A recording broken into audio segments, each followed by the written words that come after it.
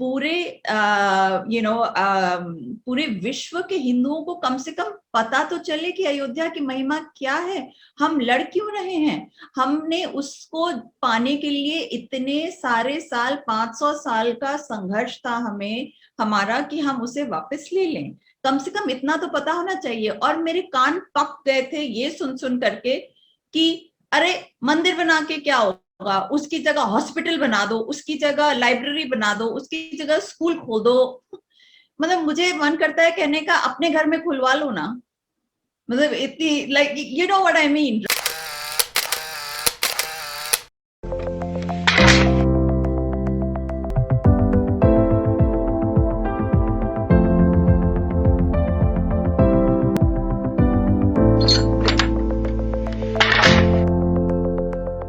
नमस्ते दोस्तों, मेरा नाम है शुभम और आपका स्वागत है हिस्ट्री ऑफ थिंग्स में। हिस्ट्री ऑफ थिंग्स में जैसा कि आप सभी लोग जानते हैं कि हम लोग पिछले कुछ दिनों से कुछ ऐसे लोगों के इंटरव्यूज ले रहे हैं जो देश में कुछ अलग कर रहे हैं, अनूठा कर रहे हैं। तो इसी कड़ी में आज हमारे साथ हमारी मेहमान है नीना राय जी। नीना राय जी का परिचय मैं आप लोगों को देना चाहता हूं कि नीना राय जी पुणे बॉर्न है। इसके अलावा उन्होंने एक प्रेस्टिजियस कॉलेज जो दिल्ली का Indian institute of mass communication, उससे उन्होंने पढ़ाई की है। इसके बाद कुछ प्रोजेक्ट्स के लिए 10 वर्षों तक के लिए वो मिडिल ईस्ट चली गई थी। मिडिल ईस्ट में उन्होंने बहुत सारा कार्य किया। उसके बाद वापस लौटने के बाद उन्होंने भारत में वापस कार्य करना शुरू किया। भगवान श्री राम और सीता जी की वो शुरू से बहुत ज्यादा बड़ी भक्त रही हैं और उनके बारे में काफी उन्होंने रीड किया है और संस्कृत टेक्स्ट को भी पिछले कई वर्षों से वो पढ़ रही हैं। इसके अलावा एक और उनकी खास बात है कि वो एक एब्स्ट्रैक्ट आर्टिस्ट है।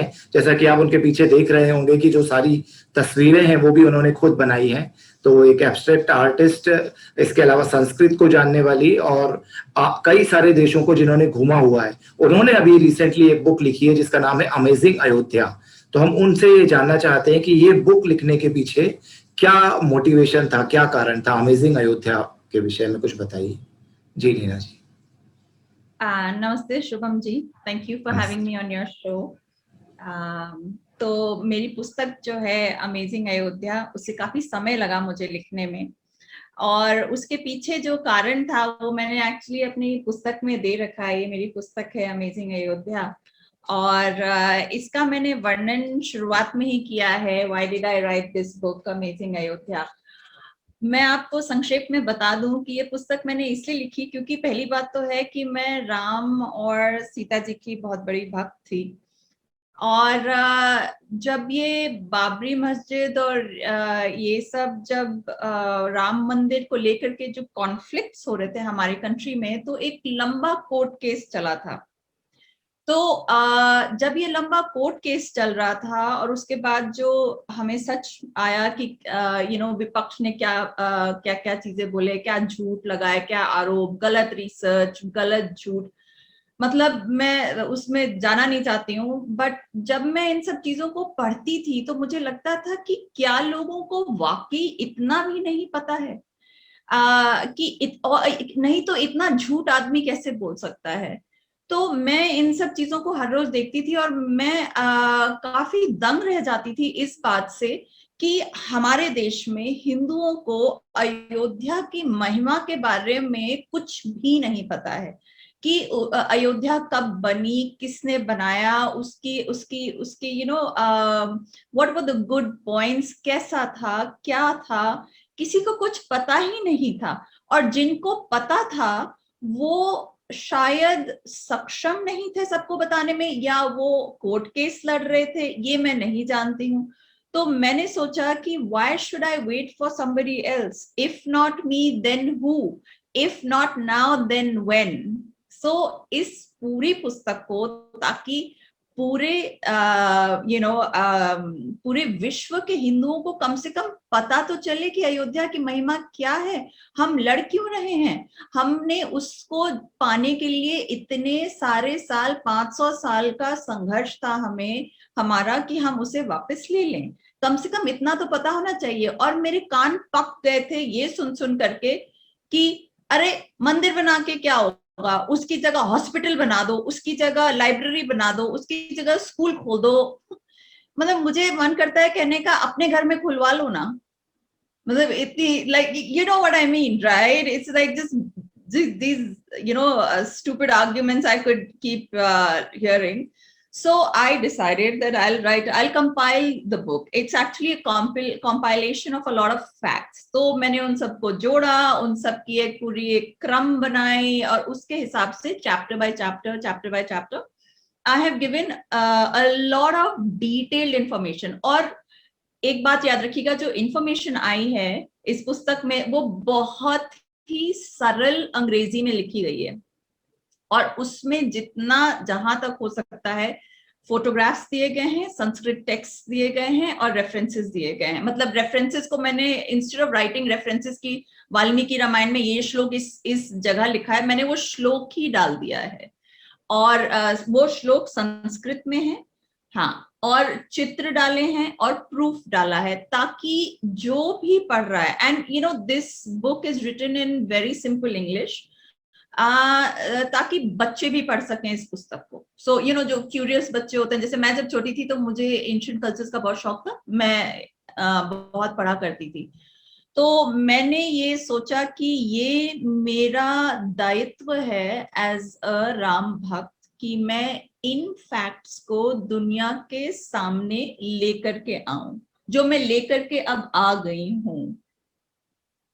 इसीलिए तो इसी जवाब के ऊपर से हमारा दूसरा प्रश्न बनता है, क्योंकि जब सारी दुनिया इसके विषय में जान रही है तो हम लोग भी चाहते हैं, हमारे व्यूअर्स भी इस विषय में जाने कि अयोध्या असल में क्या है.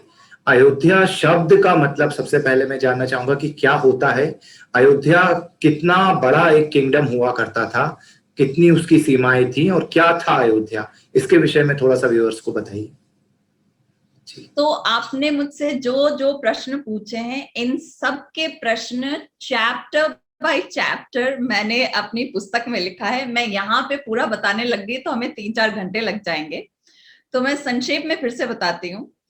अयोध्या का अगर हम संधि विच्छेद करेंगे तो अयुद्ध है या न युद्ध, जहां युद्ध न हो सके, या जिसके साथ युद्ध न किया जा सके. मतलब अंग्रेजी में बोलेंगे that which is unassailable, that which can not be conquered. और इसका वर्णन वाल्मीकि जी बहुत ही बढ़िया तरीके से देते हैं अपने हमारे वाल्मीकि रामायण में. और मैं आपको उसका एक श्लोक पढ़ के सुना देती हूँ हमारे व्यूअर्स के लिए, जो संस्कृत का श्लोक है.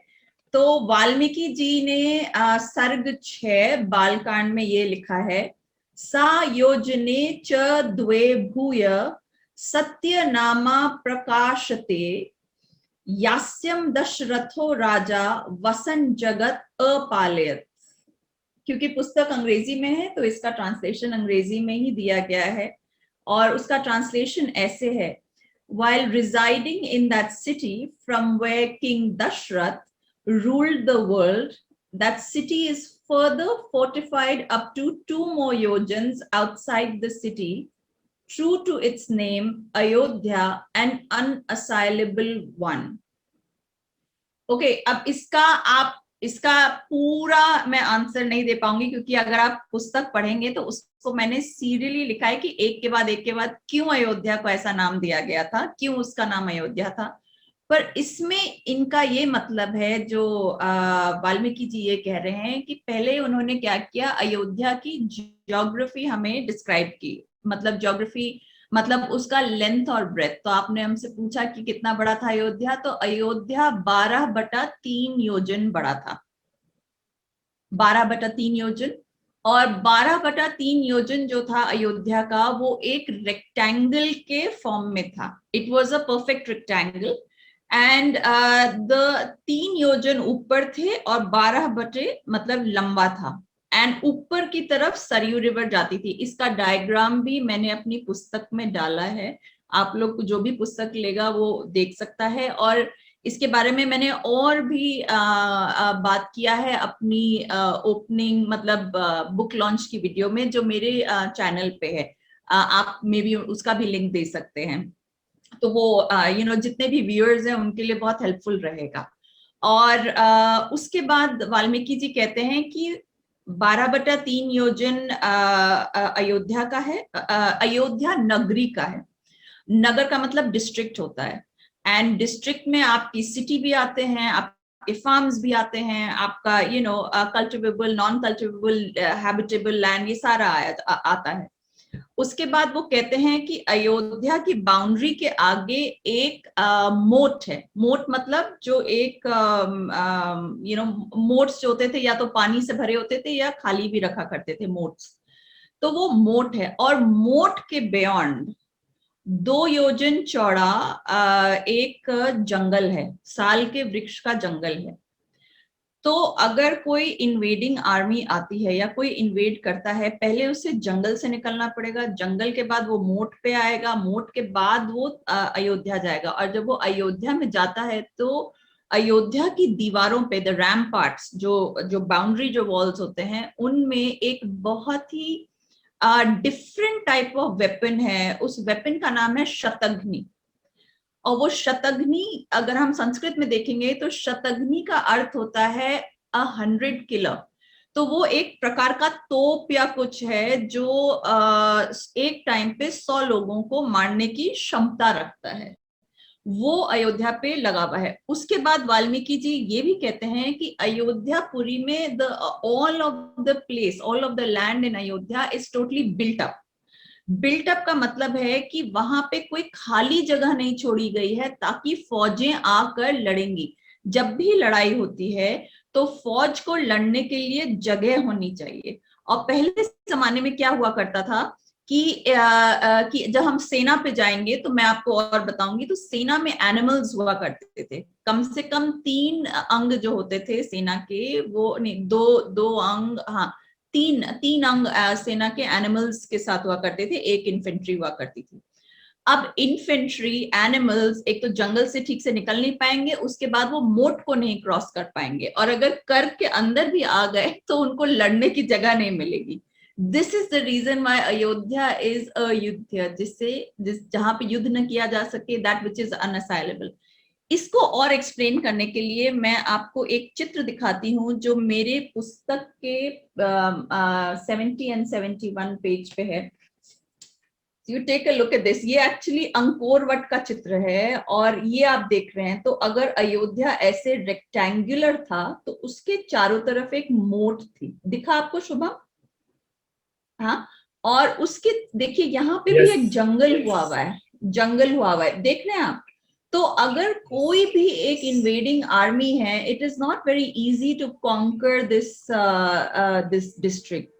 इसीलिए इसे अयोध्या कहा जाता था। ये मैंने अपनी पुस्तक में पूरे डिटेल में वर्णन के साथ, पूरे श्लोकों के साथ सब एक्सप्लेन किया हुआ है, और बहुत ही सरल अंग्रेजी में लिखा हुआ है। तो जो हिंदी भाषी हैं, अगर उनको डर है कि वो नहीं पढ़ पाएंगे या उनके लिए थोड़ी सी कॉम्प्लिकेटेड है, तो मैं ये बोलना चाहूंगी कि नहीं, एकदम नहीं है। इनफैक्ट जहां से ज्यादा हो सके तो मैंने संस्कृत शब्दों का, ठीक है, इंग्लिश में ट्रांसलिटरेशन करके इस्तेमाल किया है, बट ज्यादा से ज्यादा मैंने इसमें संस्कृत हिंदी शब्दों का इस्तेमाल किया है ताकि उनको समझ में आ सके, और बहुत ही सरल भाषा में लिखी गई है। आपका दूसरा सवाल। जनरली हम लोग सुनते हैं कि राम राज्य के विषय में बहुत सारी बातें होती हैं।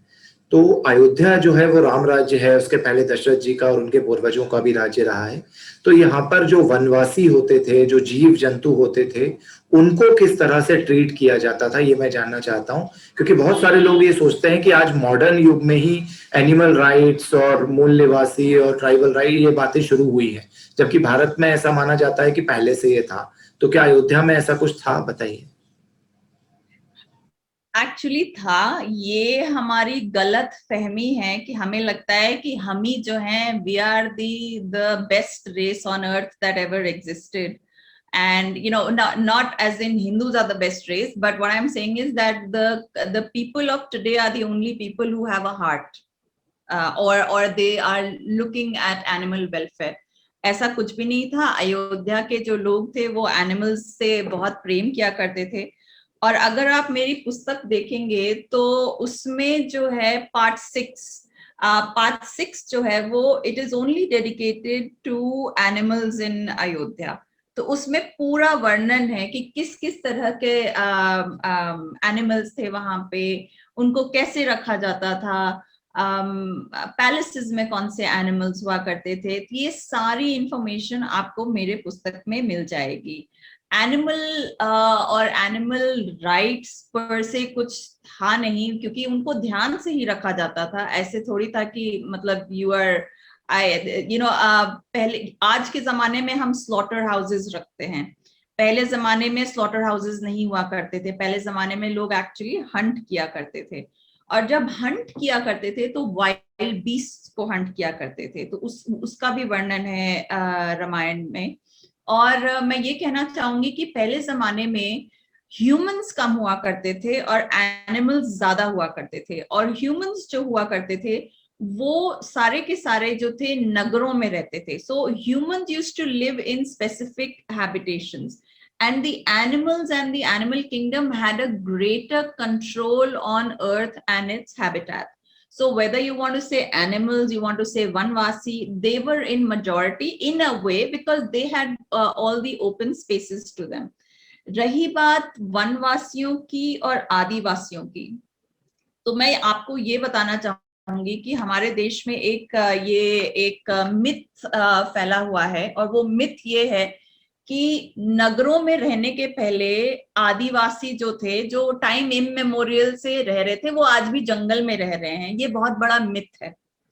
और मैं आपको ये बताना चाहूंगी कि जो जीवन शुरू हुआ था, और हमें ये स्कूल्स में पढ़ाया जाता था कि जो जीवन शुरू हुआ था वो वनों में शुरू हुआ था, और आदिवासी जो ऑब्वियसली द नेम आदिवासी हमें ये सिखाया गया था कि पहले हम हंटर गैदरर्स से, उसके बाद हमें अक्ल आई तो हम सिविलाइज्ड हुए, like we have started living in cities. तो ये बहुत बड़ा भ्रम है, ये बहुत बड़ा भ्रम है, और may be it is a very western construct, because west में civilisation has gone there at a much later stage. And why I say this is because according to Hindu scriptures, जो आदि का पहले मतलब क्या होता है, आप आदि का मतलब जानते हैं क्या होता है? सबसे पहला या सबसे प्राचीन, या जो शुरुआत से है उसे आदि कहा जाता है, जो शुरुआत से उसे आदि कहा जाता है। yes. जैसे कि हाँ, जैसे कि अनादि है जिसका कोई शुरुआत नहीं है, और अंत है जो एंड में रहेगा, और अनंत वो होता है जिसका कोई एंड नहीं होता है। तो अनादि, अनंत, आदि और अंत, आपको समझ में आ गया? अब आप मुझे ये बताइए, मैं, and this is open to all the viewers who are listening right now और who will watch this video, before I go further, tell me something for us, हमारे लिए आदि क्या है? मतलब फॉर अस हु इज आदि, and for earth, let's say earth, why only us, let's say earth, for earth, भू के लिए आदि क्या है? आप मुझे बताइए सबसे पहले क्या आया था हमारे लिए, हमारे एग्जिस्टेंस के लिए? मतलब यदि आप उपनिषदों की बात करेंगे तो फिर आकाश तत्व और फिर तत्वों की बात होती है। उसके बाद चलिए, उसके बाद सबसे पहले हमारे सूर्य देव आए हैं। आप जिस सीरीज में गए वो एकदम सही सीरीज है, और उसमें हमारे, अगर हम सोलर सिस्टम पे आए, सोलर सिस्टम पे आएंगे जहां हमें ये पंच तत्व मिलते हैं, तो सबसे पहले हम हमारे यहाँ हमारे सोलर सिस्टम में सूर्य देव आए हैं। सूर्य देव, और उनका नाम इसीलिए आदित्य है, वो शुरुआत से हैं। सूर्य के प्रकट होने के पहले हम नहीं थे, सूर्य के प्रकट होने के बाद हम आए हैं, इसीलिए हम सूर्य के चारों तरफ घूम रहे हैं। If there was no sun, could we be alive? Could Earth have life if there was no sun? No, right? So that's what I'm saying. अच्छा, अब मुझे ये बताइए, और जो ये पुस्तक पढ़ लेंगे वो इस डॉट को कनेक्ट कर पाएंगे। हमारे जो करंट सन है, जो हमारे जो करंट आदित्य हैं, उनका नाम है विवस्वन। जो हमारे जो सूर्य देवता है, सूर्य नारायण है, उनका नाम है विवस्वन। और विवस्वन के पुत्र जो हैं वो है विवस्वत मनु। तो जो भी संस्कृत में, जिसने भी कभी भी पूजा पाठ किया है, किसी पंडित के साथ बैठे हैं, तो वो जानेंगे कि हर संकल्प श्लोक में विवस्वत मनवंतरे का जिक्र होता है। और विवस्वत मनवंतरे यही है कि प्रलय के बाद जब नया मनवंतर शुरू हुआ था, तो वो विवस्वत मनु ने शुरू किया था। Vivasvat Manu is nobody but the son of Vivasvan, जो हमारे सूर्यदेव हैं। तो सूर्यदेव के पुत्र ने human race, and by this I mean human race, not the race of rakshasas, not the race of gods and demigods. आप मेरी बात समझ रहे हैं? मनु के पुत्र ही मानव होते हैं। अगर जो मनु, जैसे रघु से राघव, दनु से दानव, यदु से यादव, वैसे ही मनु से मानव। तो हमारे जो फोरफादर हैं वो मनु जी हैं, और वो विवस्वत मनु हैं, जो विवस्वन के पुत्र हैं। और उन्हीं के पुत्र थे इक्ष्वाकु, और इक्ष्वाकु के ही कुल में इक्ष्वाकु और उन्हीं के कुल में श्री राम जी का अवतरण हुआ था। तो अगर हम सही मायने में आदिवासी की बात करते हैं जो शुरुआत से हैं, तो वो मनु और मनु जी का कुल है, राम जी का कुल है, इक्ष्वाकु का कुल है। आपको मेरी बात समझ में आई? The true people, the first inhabitants of earth are Manu, Ikshvaku, and that lineage, and that is why again and again they are called the kings of earth। and इसीलिए राम जी और सीता जी को हम इतनी बड़ी उपाधि देते हैं, एंड सीता जी माता मानी जाती हैं फॉर ऑल द अर्थ, इसीलिए इनको माना जाता है। और रही बात वनवासी की, मैं आपको ये इसीलिए बता रही हूँ क्योंकि हमारे एक इल्यूजन बना हुआ है कि जो जंगल में आए वो हमसे पहले आए हैं, या वो हमसे थे, हम उनसे सिविलाइज सोसाइटी बनी है उनसे। ये गलत है। सिविलाइज सोसाइटी पहले थी, उसमें जो था वो विवस्वत मनु ने शुरू किया था। विवस्वत मनु ने अयोध्या को अपनी पुरी बनाई थी, वहां से सारे मानव जाति का फिर से प्रजनन हुआ है। आपने मेरी बात समझी? और पहले लोग नगर और पुरी में रहा करते थे, उसके बाद वे धरती पे फैले हैं, क्योंकि जब प्रलय आया था तो सब कुछ खत्म हो गया था। उसके बाद लोग वनों में गए हैं, और जो लोग वन में गए हैं, 2-3 प्रकार के लोगों का वर्णन है जो वन में गए हैं। एक तो राक्षस वन में रहते हैं। अब बाय द वे, और अगर अब किसी को लगेगा कि अच्छा मैंने वनवासियों को राक्षस कह दिया है, तो ये एकदम गलत है। जो राक्षस जो रेस है, it is a race of people, it no longer exist on earth, because Ram ji ने पूरे राक्षस वंश का नाश किया था। आज के जमाने में कोई राक्षस नहीं रहता है। और तो वो उनका वर्णन है कि वो वनों में रहा करते थे। उसके बाद जिनको देश निकाला हो जाता था वो वनों में रहा करते थे, जैसे कि हनुमान जी और उनके किंग को और उन लोगों को देश से निकाला हो गया था, तो वो वनों में थे। तब जब राम जी ढूंढने गए थे सीता जी को, तो वो उनको मिले थे वहां पे। आपको मेरी बात अब समझ में आई? और आप सबको पता है कि मतलब उनको क्या ट्रीटमेंट मिली है। सो कि कैसे ट्रीट किया करते थे। तो ऑब्वियसली भाई माना था उन्हें, मतलब आई मीन सबको पता है कि हनुमान जी को भाई मानते थे। लाइक हनुमान चालीसा में है, तुम हम भरत सम भाई, है ना? I hope that answers your question. I hope you get clarity on that. Yes काफी सारे लोग एक चीज पर जनरली सवाल उठाते हैं, जो जीव हत्या पर लोग बोलते हैं कि सीता जी ने वो हिरण की डिमांड क्यों की थी राम जी से, जिसमें कि मतलब जो एक रामायण का मोमेंट है जहां पर सीता जी को रावण अपहरण कर लेता है, उसके पहले जो वो एक राक्षस वो बनकर आता है हिरण, तो उसकी डिमांड सीता जी ने गोल्डन डियर की क्यों की थी राम जी से? इसका कुछ जवाब वाल्मीकि रामायण में है? इसका पूरा जवाब वाल्मीकि रामायण में है, और इसका जवाब मेरी पुस्तक की आखिरी जो चैप्टर है उसमें दिया हुआ है। और इसका ये आंसर है। और इसमें सीता जी ने एक श्लोक लिखा है, वो श्लोक मैंने लिखा है इसमें, मैं आपको बता देती हूँ।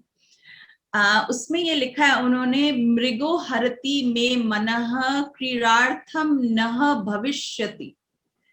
वो कहती हैं ये मृग जो है इसने मेरा मन हर लिया है, इसे ले आओ, मैं इसके साथ भविष्य में खेलना चाहती हूँ। तो सीता जी जो थी उनको हिरन बहुत पसंद थे, और वो हिरणों को अपने पैलेस में, अपने महल में पाला करती थी।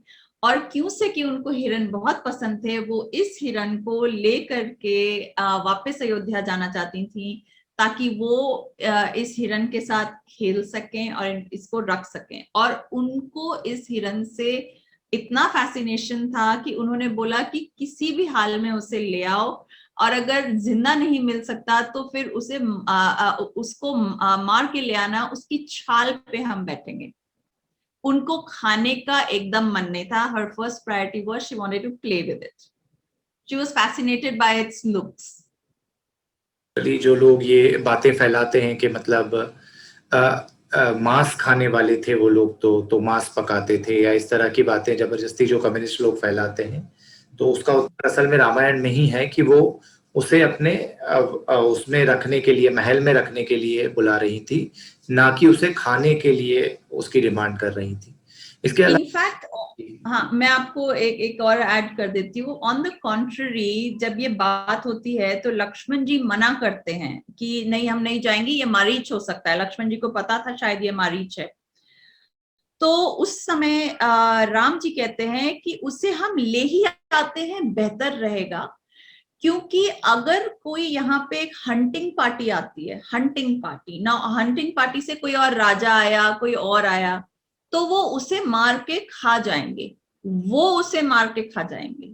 इससे अच्छा है कि अगर एक इतना सुंदर जीव है तो हम सीता के लिए ले आते हैं उसे। सीता को पसंद है, वो उनकी पत्नी थी, तब उनकी हर इच्छा पूरी करना तो उनका कर्तव्य है ना। तो वो इसीलिए उसको लाना चाहते थे। तो उन्होंने ये बोला था कि और कोई उसे मार के खा जाएगा इस जंगल में, क्योंकि जंगल में जंगल राज है, ठीक है, वहां पे law of society doesn't run. So और जंगल में अगर कोई आया है, वो हंट करने आया है, चाहे आप हिरन का हंट आप हिरन को हंट करिए, आप बाघ को हंट करिए, तो जाते ही थे शिकार करने के लिए। तो शिकार करके कोई खा जाए, इससे अच्छा हम ही रख लें उसे। ये है। एक चीज की और आपने अभी बताते हुए थोड़ा सा वर्णन किया था, जब अयोध्या के बारे में बताया था कि सेना के बारे में आपने कुछ बताया था, तो मैं सेना के बारे में अब डिटेल में पूछना चाहता हूँ कि चतुरंगी सेना आपका पूरा एक पार्ट है बुक के अंदर जिसमें आपने डिस्क्राइब किया है। तो ये चतुरंगी सेना हम कई बार सुनते हैं ये शब्द, तो ये होती क्या है और कैसी अयोध्या की असल में सेना थी? कौन कौन उसमें होते थे, किस तरह की सेना थी चतुरंगी सेना? जी। तो ये भी मेरी पुस्तक में आपको मिलेगा, चतुरंगी सेना के बारे में। चतुरंगी सेना के बारे में चैप्टर 22 में लिखा है, पेज 216 217। चतुर अंगी का अगर हम देखेंगे संस्कृत में मीनिंग, तो चतुर का मतलब होता है चार, और अंगी मतलब जिसके चार पार्ट्स हैं। और सेना जो होती है वो फेमिनिन जेंडर में आती है। तो सेना या वेपन्स जो होते हैं वो फेमिनिन जेंडर में माने जाते हैं, इसीलिए उसे चतुरंगी सेना कहा जाता है ना। अब जो है ये चतुर अंग क्या है सेना के, तो पहला जो चतुरंगी है, पहला अंग है उसका infantry, which is foot soldiers. दूसरा अंग है उसका कैवलरी या हॉर्स माउंटेड मैन, हॉर्स मतलब घोड़े, घुड़सवार। तीसरा अंग है उसका ये अपने हाथी, हाथी पे जो बैठ करके वो मतलब जो लड़ाई करते हैं। और चौथा अंग है उसका चैरियट्स, और चैरियट्स पे भी घोड़े होते हैं। चैरियट्स पे चढ़ करके जो लड़ाई करते हैं, उससे स्पीड मिलती है आपको चैरियट्स से। हाथियों पे हाइट मिलती है, घोड़े पे भी स्पीड मिलती है आपको, चैरियट्स पे भी वो मिलता है। तो हर एक सेना, पुराने जमाने में हिंदुओं की जितनी भी सेना हुआ करती थी, उसके चार अंग हुआ करते थे। ये उनके चार अंग हुआ करते थे। अब multiple divisions of these चतुरंगी सेनास made an army, एंड इसके अलग, जैसे आज के जमाने में आर्मी में डिविजन्स होते हैं, ये डिवीजन, ये ब्रिगेड, ये ऐसा वो वैसा। पहले जमाने में क्या होता था कि सारी आर्मीज जो थी वो चतुरंगी सेना हुआ करती थी। उसके बाद जो था देयर इज एक नंबर आता है, उसको अश्कौहिनी कहते हैं, अश्कौहिनी, अश्कौहिनी। तो इसके बारे में भी मैंने वर्णन किया है। दशरथ जी के पास कम से कम एक अश्कौहिनी सेना थी, जो बहुत ही लार्ज नंबर माना जाता है। और उसमें अगर हम देखेंगे तो काफी सारे घोड़े, घुड़सवार काफी सारे हैं, और इसकी सारी मैंने कैलकुलेशंस दी हुई है। एक अश्कौहिनी सेना में 21,870 चैरियट्स हुआ करते थे। 21,870 एलिफेंट्स, अराउंड 65,000 की कैवलरी और 1 लाख के फुट सोल्जर्स, 1 लाख से अबव फुट सोल्जर्स हुआ करते थे। तो चतुरंगी सेना, अश्वौहिनी, इन सब का वर्णन, पूरा डेफिनेशन, एक्सप्लेनेशन मैंने अपने पुस्तक में दिया है। कोई भी पढ़ेगा उसको बड़े आसानी से समझ में आ जाएगा। तो इस तरह से मतलब पूरा का पूरा डिटेल में आपने कई सारी उन चीजों को समझाया है जिन पर लोग बात ही नहीं करते हैं। तो ये बहुत ही अच्छी तरह से इस किताब के अंदर समझाया गया है, जो जनरली क्या यूथ के मन में ये प्रश्न रहते भी हैं। पहले के लोग तो थोड़ा बहुत मतलब कहीं ना कहीं से उन्हें ये उत्तर मिल जाते थे, क्योंकि उस समय बहुत से ऐसे प्रकाशन थे। अभी के यूथ को जनरली ये क्वेश्चंस के आंसर्स नहीं मिलते हैं। एक चीज और मैं लास्ट में आपसे पूछना चाहूंगा कि आपने इस बुक को लिखने के लिए रेफरेंसेस और सोर्सेस कहाँ से इकट्ठे किए, क्योंकि बहुत कठिन होता है ये चीजों को मतलब ऑथेंटिक रूप से लिख पाना। और यदि हम ऑथेंटिक नहीं लिखते तो लोग हमसे सवाल पूछते हैं कि आपने तो कुछ भी लिख दिया। तो वो आपने कैसे इकट्ठा किया, कहाँ कहाँ से आपने सोर्सेज इसके लाए, वो थोड़ा सा बताइए। इसका भी वर्णन मैंने अपनी पुस्तक के एंड में दिया हुआ है, जो सोर्सेज हैं इस पुस्तक के। देखिए, हिंदू धर्म में एक बहुत ही क्लियर गाइड दिया हुआ है कि सत्य क्या है और सत्य पे आप कैसे पहुंचते हैं, आप किसी भी चीज को एक्सप्लोर करते हैं तो कैसे आते हैं। तो एक तो शास्त्रों के माध्यम से होता है, जो हमें सच पता चलता है, जो शास्त्रों में लिखा है वो सच है। दूसरा है प्रमाणिक, जो एविडेंस हम ढूंढते हैं, तो शास्त्रीय प्रमाण होता है। और दूसरा जो होता है, जो हम अपने एक्सपीरियंस से जो हमें मिलता है। तो इस पुस्तक के लिए मैंने इन दोनों दोनों को यूज किया है। और मैं इसीलिए ये बोलूंगी, तो शास्त्र का अगर मैं स्पेसिफिकली बोलूं तो वाल्मीकि रामायण से मैंने ज्यादा से ज्यादा अपने प्रूफ निकाले हैं। So if I had any question in my mind, I went to the Valmiki Ramayana and I tried to see कि उसका कहाँ आंसर लिखा था।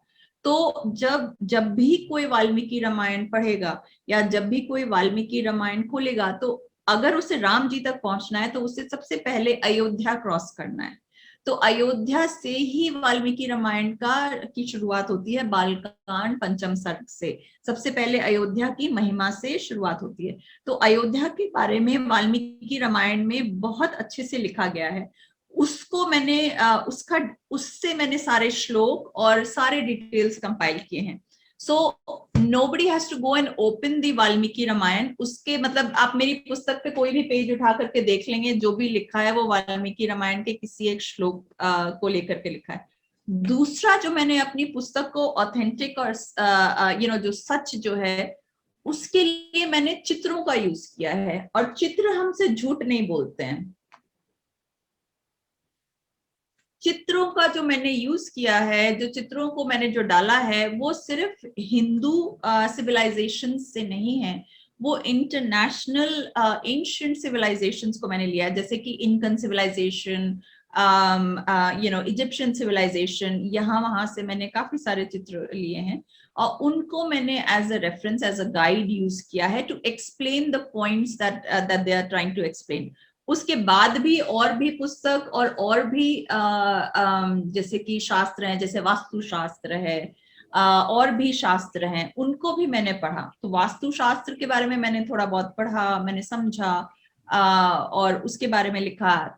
मैंने एस्ट्रोलॉजी भी एक्चुअली थोड़ी बहुत पढ़ी थी, मतलब मुझे आती है एस्ट्रोलॉजी, उसे भी पढ़ा था, बट इसमें मैंने उसके बारे में लिखा नहीं है।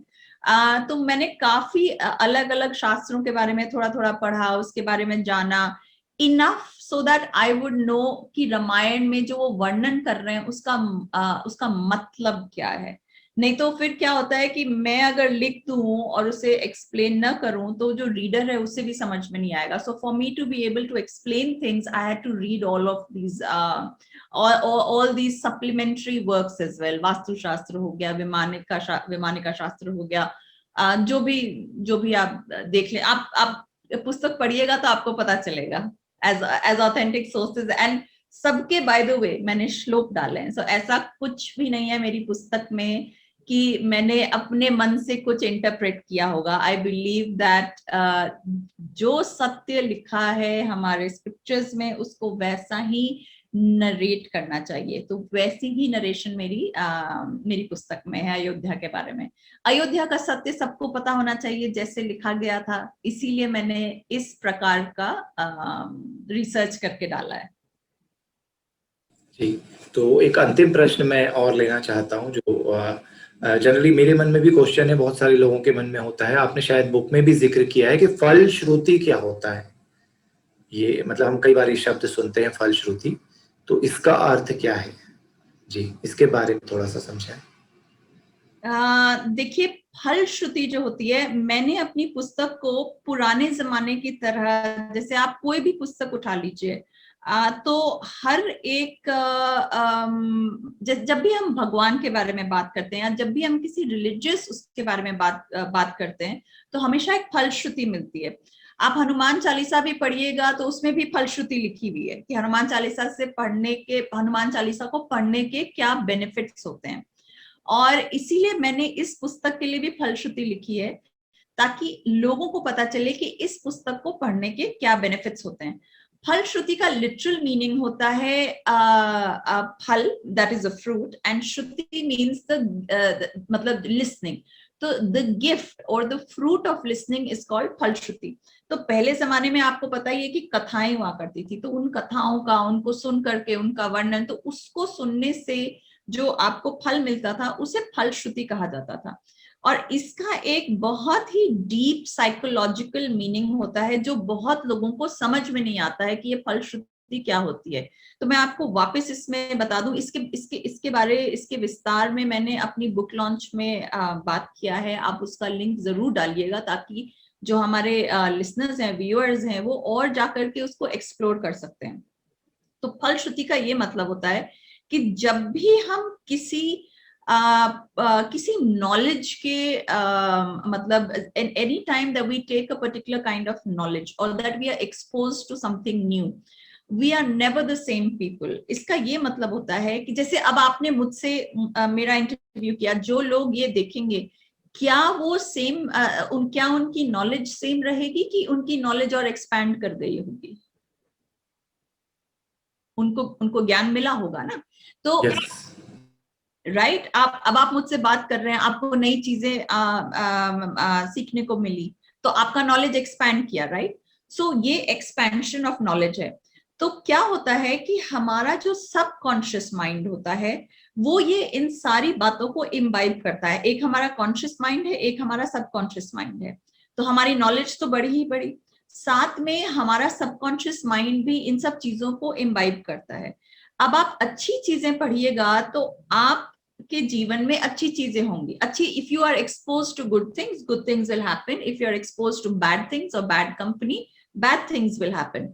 ये एक जैसे क्या बोलूं, ये एक नेचर का नियम है। आप इस नियम का उल्लंघन कभी नहीं कर सकते।